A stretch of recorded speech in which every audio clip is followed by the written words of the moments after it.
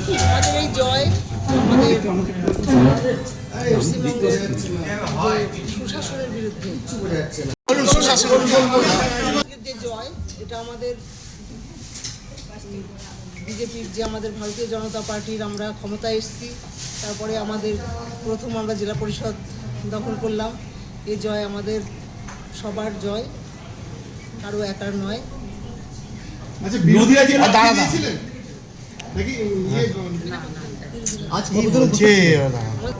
দিদি, এই জয়টা এত সহজে হবে ভাবতে পেরেছিলেন?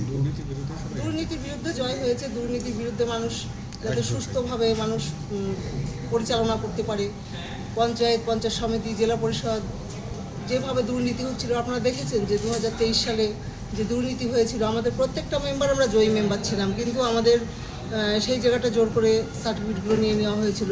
আমরা কয়েকটা মেয়ে শুধু আমরা জিতেছিলাম, 6 জন। আজকে তারা হয়তো যারা মেম্বাররা ছিলেন, আমাদের এমপি সাহেব আমাদের আবেদন করেছিলেন যে আমাদের যারা আমাদের আগামী দিনে সুশাসনের পক্ষে যারা আমাদের পাশে থাকবে তারা যেন আমাদের ভোট দেয়।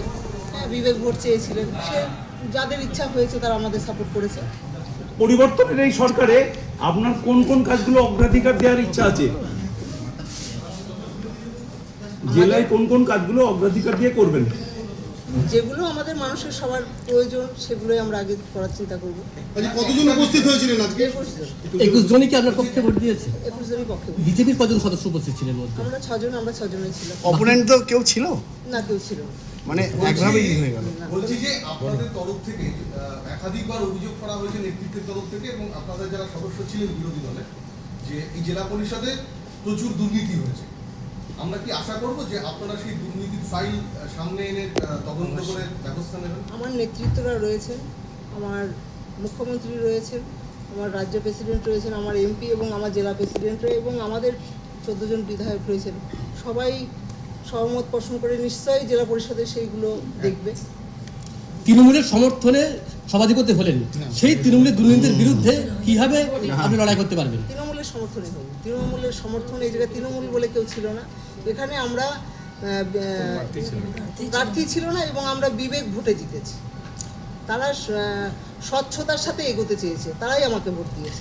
যদি এই বিবেক ভোট আপনাকে যারা দিল, কি কেমিস্ট্রিতে বিবেক ভোট দিল, মানে তারা কেন আপনাকে ভোটটা দিল? তারা হয়তো বুঝতে পেরেছে তারা কাজকর্ম এবং স্বচ্ছতার সাথে করতে পারছিল না।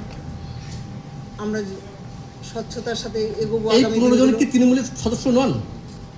অবশ্যই তৃণমূলের সদস্য তারা। ভালো তৃণমূল, ভালো তৃণমূল খারাপ তৃণমূল জানি না, তারা বিনা প্রতিদ্বন্দ্বিতায় জিতেছে। আগামী দিনে এনাদের মধ্যে কেউ যদি বিজেপিতে যোগদান করতে চায় তাদের কি যোগদান করানো হবে? পরে দল সিদ্ধান্ত নেবে, এটা দলের বিষয়, দল সিদ্ধান্ত। এই 15 জনের মধ্যে যদি জেলা পরিষদে কারোর বিরুদ্ধে দুর্নীতির অভিযোগ ওঠে, তখন সভাধিপতি হিসাবে আপনি কি ভূমিকা নেবেন? দুর্নীতির বিরুদ্ধেই অভিযোগ যদি থাকে সেরকম আমার দল সিদ্ধান্ত নেবে, পুরোটাই দলের ব্যাপার। আজকে আমি সভাধিপতি ঠিক আছে, কিন্তু আমার দল যেটা করবে আমার সেটাই, আমার দলের উপরে কিছু নয়। শিক্ষা দেবেন